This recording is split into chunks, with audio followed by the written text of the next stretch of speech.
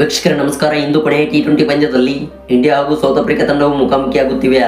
ಹೌದು ವೀಕ್ಷಕರೇ, 4 ಟಿ20 ಪಂದ್ಯಗಳ ಸರಣಿಯ ಪೈಕಿ ಇದೀಗ 3 ಟಿ20 ಪಂದ್ಯಗಳು ಮುಕ್ತಾಯಗೊಂಡಿವೆ.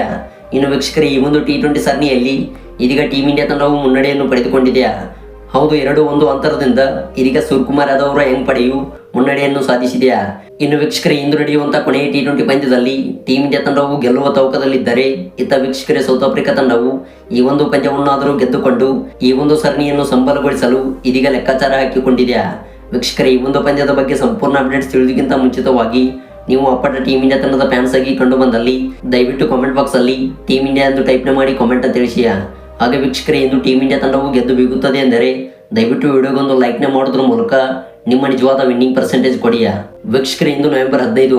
ಹೌದು, ಇಂಡಿಯಾ ಹಾಗೂ ಸೌತ್ ಆಫ್ರಿಕಾ ನಡುವಿನ ಕೊನೆಯ ಟಿ20 ಪಂದ್ಯವು ವಾಂಡರ್ಸ್ ಅಂತಾರಾಷ್ಟ್ರೀಯ ಮೈದಾನದಲ್ಲಿ ಜರುಗಲಿದ್ದು, ಇನ್ನು ವೀಕ್ಷಕರೇ, ಈ ಒಂದು ಮೈದಾನದಲ್ಲಿ ಟೀಮ್ ಇಂಡಿಯಾ ತಂಡವು ಮೊದಲು ಟಾಸ್ ಗೆದ್ದರೆ ಬ್ಯಾಟಿಂಗ್ ಆಯ್ದುಕೊಳ್ಳಬಹುದು.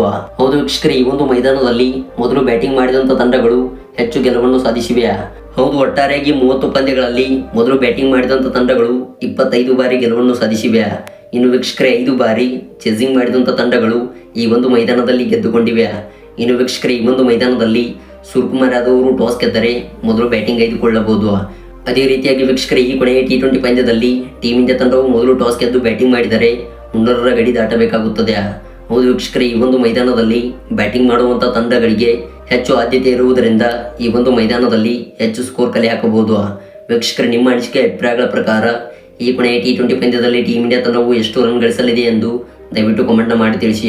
ಹಾಗೆ ವೀಕ್ಷಕರೇ, ಇನ್ನು ಈ ಒಂದು ಪಂದ್ಯವು 8:30ಕ್ಕೆ ಆರಂಭವಾಗಲಿದ್ದು, ಇನ್ನು ವೀಕ್ಷಕರೇ, ಈ ಒಂದು ಪಂದ್ಯದ ವಿನ್ನಿಂಗ್ ಪ್ರಾಬಿಲಿಟಿ ಸೌತ್ ಆಫ್ರಿಕಾ ತಂಡವು 43% ಹಂಚಿಕೊಂಡರೆ, ಇತ್ತ ಟೀಮ್ ಇಂಡಿಯಾ ತಂಡವು 57% ಹಂಚಿಕೊಂಡಿದೆ. ಇನ್ನು ವೀಕ್ಷಕರೇ, ಈ ಒಂದು ಹಂತದಲ್ಲೂ ಕೂಡ ಟೀಮ್ ಇಂಡಿಯಾ ತಂಡವು ಸೌತ್ ಆಫ್ರಿಕಾ ತಂಡವನ್ನು ಡಾಮಿನೇಟ್ ಮಾಡಿದೆ.